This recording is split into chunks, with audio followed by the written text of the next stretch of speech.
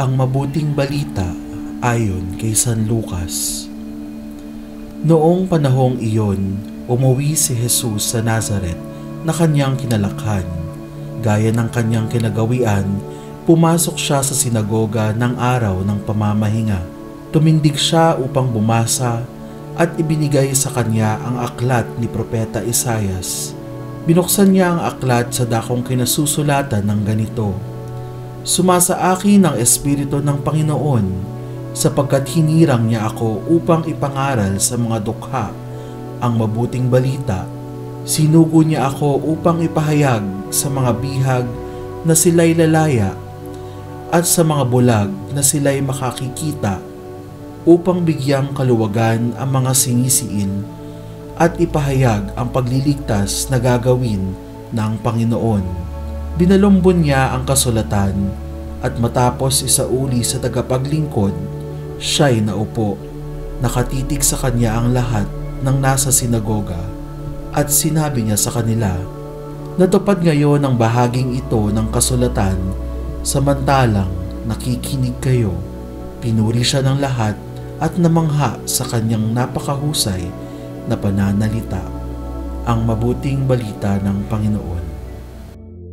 Natutupad ngayon ang bahaging ito ng kasulatan, samantalang nakikinig kayo. Natutuwa ka ba nang sabihin ng kaibigan mo na babayaran niya ang utang sa iyo? Pag ito'y natutupad, tiyak na masaya ka. Ngunit ilang buwan nang lumipas ay wala ka pa ring natanggap.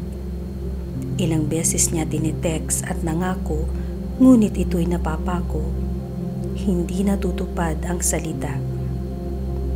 Natupad ang salita ni Jesus, kaya nagalit ang mga nakikinig sa kanya sa sinagoga.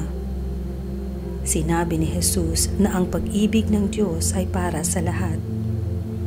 Hindi matanggap ng mga tao na nagmamahal ang Diyos sa lahat. Sa sobrang galit, ibig pa nilang ibulit sa bangin si Jesus. Ngunit dumaan siya sa kalagitnaan nila at umalis. May kakayahan ang mga tao upang ibulit si Jesus sa bangin, ngunit hindi ito nangyari. Bakit kaya? May nagsabi kasi, milagro. Ngunit posibleng nangyari na habang naglalakad sila, napawi ang kanilang galit at naalaala nila na sila ay nasa ilalim ng kapangyarihan ng mga Romano at sasagutin nila kung anumang mga krimen na gagawin nila.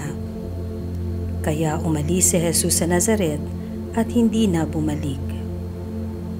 Tapat ka ba sa iyong salita? Pag mayroon tayong gagawin, kadalasan sinasabi natin, mamaya na. May naaalala ka bang karanasan na sinabi, sayang, bakit hindi ko kaagad ginawa?